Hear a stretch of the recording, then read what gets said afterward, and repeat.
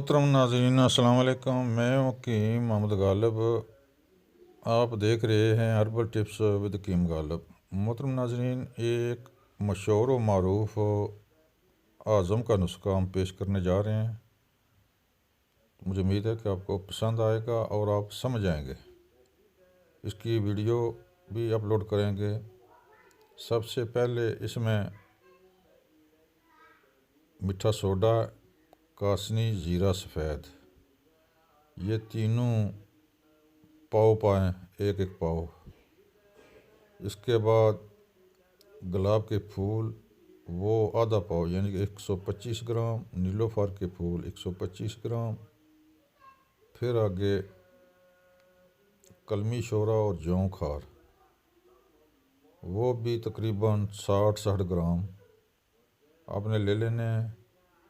तो ये आज़मे के लिए फक्की बड़ी कमाल और बहुत आला तैयार हो जाएगी। ख़ास कर गर्म मिजाज वालों के लिए, बवासीर वालों के लिए बहुत ही कमाल की चीज़ है। बनाएं, आप भी बनाएं और इस्तेमाल करें। इंशाल्लाह इसको बहुत ही मुफीद पाएंगे। आगे चलकर हम इसकी वीडियो पेश करते हैं आपको समझाने के लिए। तो आगे चलकर वीडियो मुलाहिज़ा करें। मोहतरम नाज़रीन, बहुत ही कमाल की फ़क्की है। ये भूख लगाती है, भूख के साथ साथ ग़िज़ा को हज़म करती है और काफ़ी बीमारियों पर यह काम करेगी। जिगर की चर्बी के लिए भी बहुत ही आला चीज़ है। इसके अलावा अगर आपको बवासीर है तो वो बवासीर के लिए बहुत अच्छी है। बतौर आज़म इस्तेमाल करें, बतौर बवासीर के लिए इस्तेमाल कर सकते हैं, क्योंकि इसमें गर्म चीज़ कोई भी नहीं है। इसमें कासनी, ज़ीरा सफ़ेद, मीठा सोडा, कशनीज यानी कि खुश्क धनिया, इस तरह की चीज़ें हैं। गुलाब के फूल, नीलोफर के फूल। जी, ये हैं गुलाब के फूल, ये है नीलोफर, ये है धनिया, ये है ज़ीरा सफ़ेद, ये कासनी, ये है कासनी। इसके बाद मीठा सोडा, ये है जौ खार, ये है कलमी शोरा।